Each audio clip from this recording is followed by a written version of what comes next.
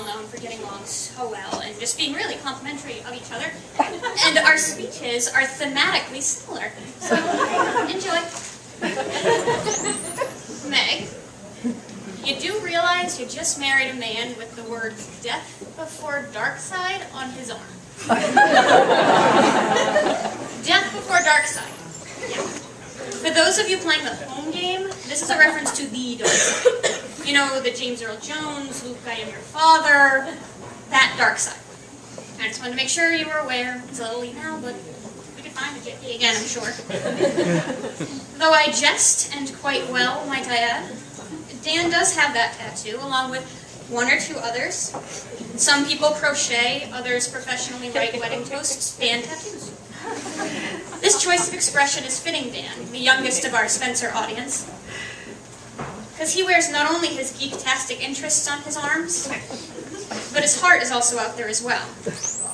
You see, us Spencer kids are three of the most desperate kids to be born of the same people. We each got a different gift from our parents. Patrick got the brain. I obviously got the mouth.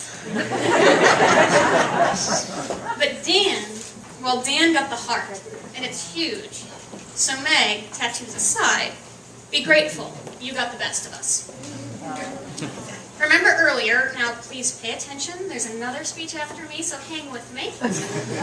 I alluded to Dan's geek-tastic ways before. One of those ways included playing with his, wait for it, action figures. He would sit alone and create worlds for his friends, figures, to inhabit. Dan, as far as I can remember, didn't play cowboys and Indians or war, but he did create places and fill them with joy. He brings that joy to the real world. Most of you know that Dan, to this day, cannot handle seeing someone eat alone in a restaurant. He doesn't ask if they can join us anymore. Yeah, he used to do that. He thought they were sad and lonely, and he didn't want them to be sad and lonely. But I think he still wants to. He's grown up since then, but his heart, like most of ours have, his heart hasn't become hardened. It's even gotten bigger. Then a few years ago, he met another unhardened, yeah, it's a word, I'm an English teacher, unhardened heart. I haven't known Meg as long as I've known Dan, but in the time that I've known her, I've seen a woman accept a man with death before dark side on his body. Accept isn't even really the word, though. She embraces. She embraces all of his heart, his flaws, his tears, his dreams, and his statues. This pretty girl from Leicester has a heart as big and open as Dan's. And that is all any of us who love Dan could ever have hoped for. Well, that and a girl who bakes delicious cookies. Oh, and has a piece of the Millennium Falcon, so. So, Meg, today we don't give Dan to you. That's not our job. Plus, there's no way you can get rid of us. What we do is entrust you with his heart. It's big and strong, but sometimes it looks a little fragile. One might even say a little porcelain. But like the Corelle dishware that Dan used to accidentally drop on the floor in hopes that Mom and Dad would say, "Oh, Dan, you can't do the dishes, you always drop them on the floor." Dan's heart, like that dishware, is deceptively strong. And with it comes a legacy of love. A legacy learned from parents who never needed to tell us how much they loved each other. They just showed it every day. It's a legacy that we continue with each other, both inside and outside of our little circle. We love hard, deep, without reservations, judgments, or conditions. And now Meg has become a part of that story. I'm so happy to have her as a sister and to love her like one because she loves my brother, and that's all I need to know. So, ladies and gentlemen, please join me in showing these two crazy kids how much we enjoy their love and remind us that they give us of the potential for us to know some sort of that love.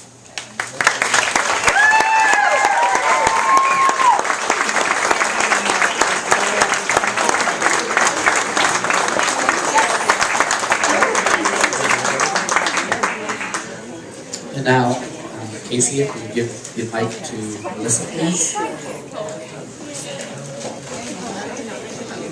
Good evening. Before I start, I would like to say that Megan, you look absolutely stunning. Danny, you look quite stunned. For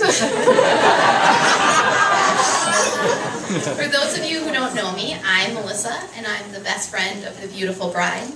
I want to thank Megan and Danny for sharing this special day with all of us, and thank you all for coming. I'm really lucky to be here today and have the privilege of being the maid of honor. Meg couldn't decide at first between me and her dog Bandit. Luckily for me, Bandit wasn't allowed in the building. I've been Meg's best friend since we were little girls. Meg and I have shared a lot throughout the years.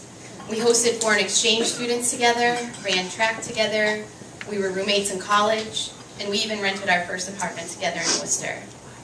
One of my favorite memories with Meg was when we choreographed and did a lip sync to the song Lady Marmalade with our dear friends, the Fab Five. Many of you might remember our dance because we performed it everywhere. Meg's basement, family barbecues, the grocery store. We even went as far as taping ourselves. Being the skilled videographers that we are, we actually taped a copy over our summer reading project and sent it to our high school English teacher. Needless to say, we didn't get an A in that class. I haven't known Danny quite as long as I've known Meg, so I can't tell you embarrassing stories about him. But I can tell you that I think he's a wonderful match for Megan. I'm so ecstatic for both of you. You truly complement one another, and I'm so happy you both found true love. Speaking of finding true love, I don't know if all of you know the story of how Meg and Danny met and how they got here today. I'd like to tell you the story, but sort of in a non-traditional way. I want to put those old singing and dancing skills to use, with a little help from the girls and a little help from the DJ.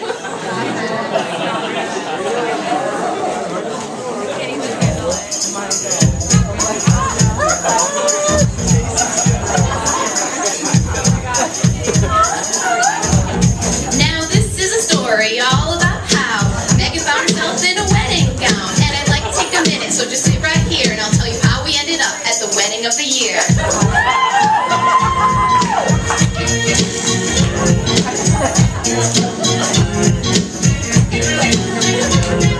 We were living in Worcester on 66 Otala.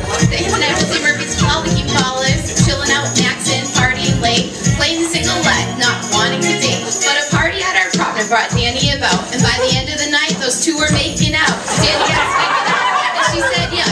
To who knows they went for the giant peanut butter cups.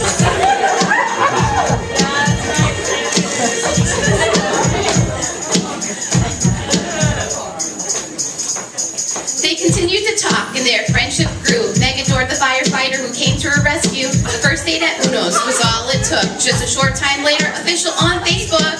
That year rolled around. Outside of Magic Kingdom, Danny put his knee to the ground. It was in front of the castle. The whole thing was grand. He asked Meg to marry and put a rock on her hand.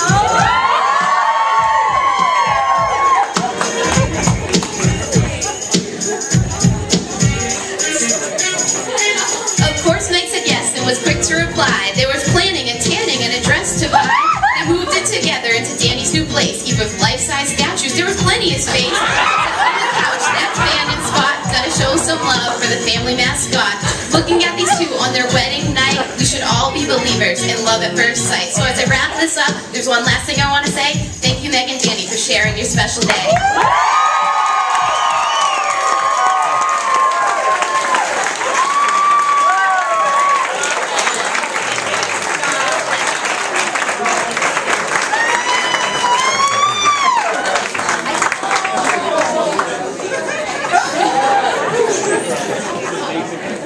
So ladies and gentlemen, will you please raise your glasses? I'd like to toast to Meg and Danny and a wonderful life together.